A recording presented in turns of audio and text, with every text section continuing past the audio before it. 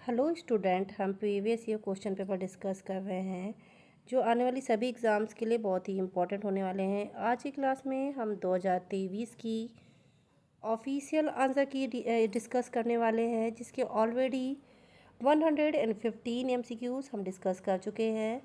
Remaining MCQs हम class wise discuss करते रहेंगे। सो चलिए डिस्कस करते हैं।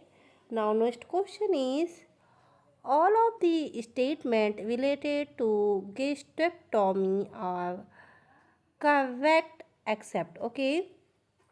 तो क्या है, गैस्ट्रेक्टोमी के रिगार्डिंग सभी जो स्टेटमेंट है वो सही है, किसी एक को छोड़ के।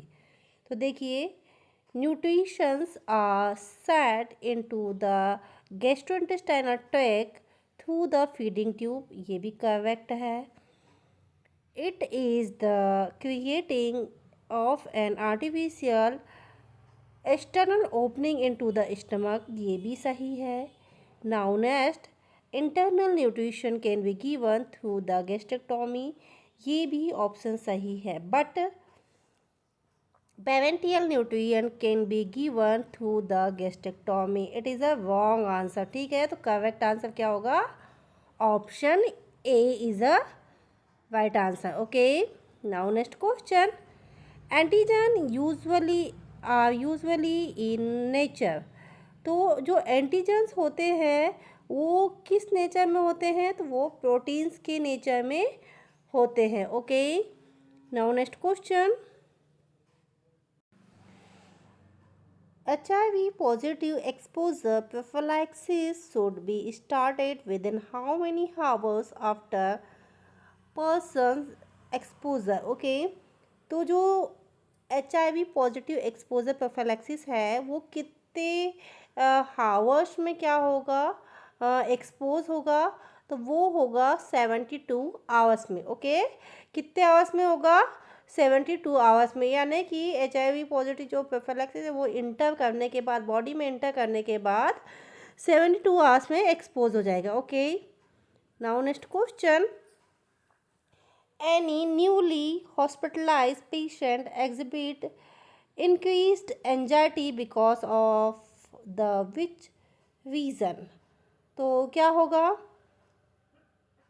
तो right answer is loss of personal freedom and identity. ठीक है, राइट आंसर क्या होगा? Loss of personal freedom and identity. Now next question, what is the range of normal serum cholesterol? तो हमने अभी इसके प्रीवियस भी पढ़ा था, उसमें क्या था? ट्राइग्लिसराइड, कोलेस्ट्रॉल और एक और क्या चीज़ थी जो हमने पढ़ी थी? तीन चीज़ ऐसे मिक्स करके पढ़ा था।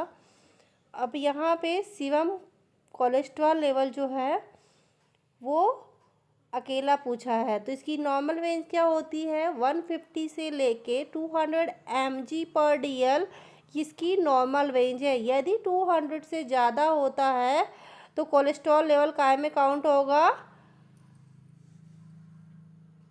ज़्यादा में काउंट होगा। ठीक है, और इसमें इससे क्या है? So many problems are create the high cholesterol level. Okay, now next question, select the most appropriate options to fill in the blank। okay,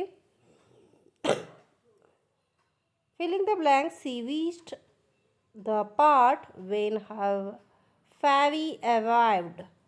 so right answer is hardly had।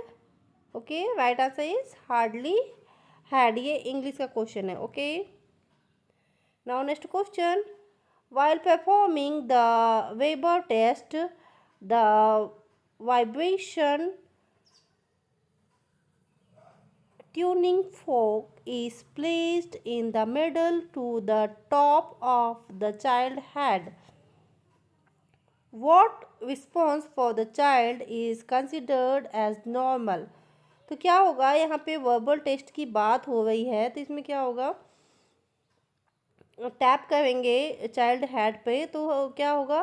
किस type का जो sound है वो सुनाई देगा, या किस प्रकार का जो रिस्पॉन्स है वो सुनाई देगा? तो क्या है, hearing sound equally in both year. तो यदि हम सर के ऊपर टैप करते हैं तो दोनों जो कान हैं उससे इक्वल साउंड सुनाई देगा। Okay, now next question, in an emergency situation of injury, which of the following type of care is applicable? तो इमरजेंसी कंडीशन में कौन सी केयर एप्लीकेबल होती है? तो वो है इमीडिएट केयर। ठीक है, देखिए जैसे ही एक्सीडेंट हो गया, मान के चलो कि यदि एक्सीडेंट हो गया तो एक्सीडेंट के समय में हम क्या करते हैं, वहाँ पे प्राइमरी केयर थोड़ा ना देंगे हम लोग, क्या है इमरजेंसी में हम क्या कर सकते हैं, क्योंकि ज़रूरी थोड़ा ना कि हम लोग हर समय फर्स्ट एड किट ही लेके चल सकते हैं। तो हम लोग क्या करेंगे, इमरजेंसी में हम जो कुछ भी कर सकते हैं वो करेंगे। तो हम क्या करेंगे, वहाँ पे इमीडिएट केयर प्रोवाइड करवाएंगे। Now next question, nurse must keep the medico-legal issue under the consideration for admission and discharge to safeguard themselves and the healthcare agency. Which of the following medico-legal issue involving discharge? Okay, तो यहाँ पे admission और discharge को के regarding पूछा है। तो हमको क्या अपने आप को सेफ रखना है, तो हमको क्या करना होगा, तो इसमें क्या होगा, handling over the patient record to the legal authority without written permission from the attending physician. Okay, हर एक चीज़ का रिटन रखना है record. Okay, now next question,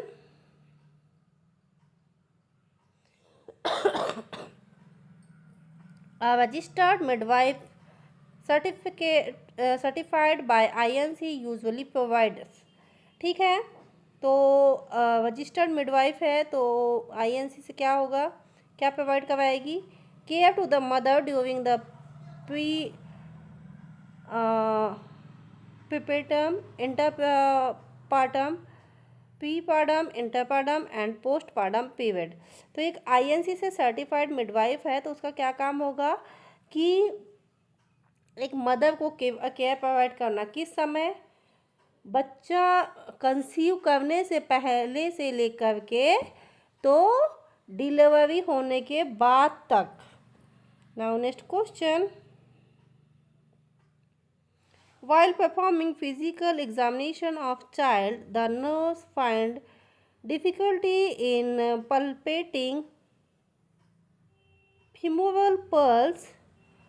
Which of the bowel maintained condition should be the nurse suspect for the child?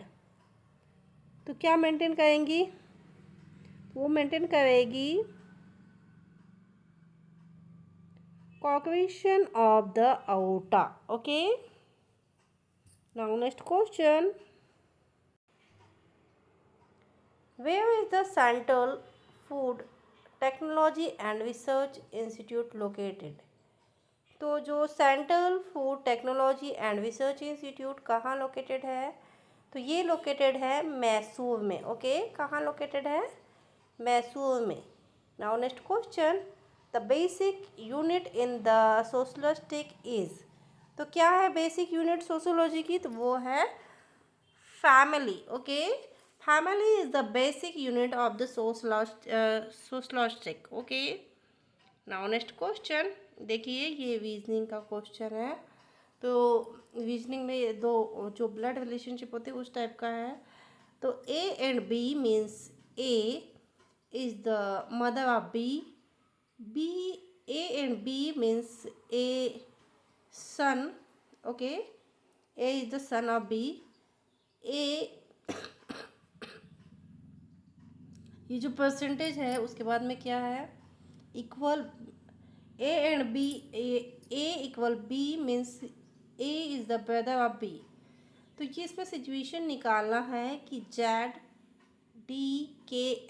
Then now how is K related. तो क्या होगा, father sister is the right answer. आपको ये reasoning निकाल के देखना पड़ेगा। Okay, now next question, again ये मैथमेटिक्स का क्वेश्चन है, देखिए which of the following option is equal to.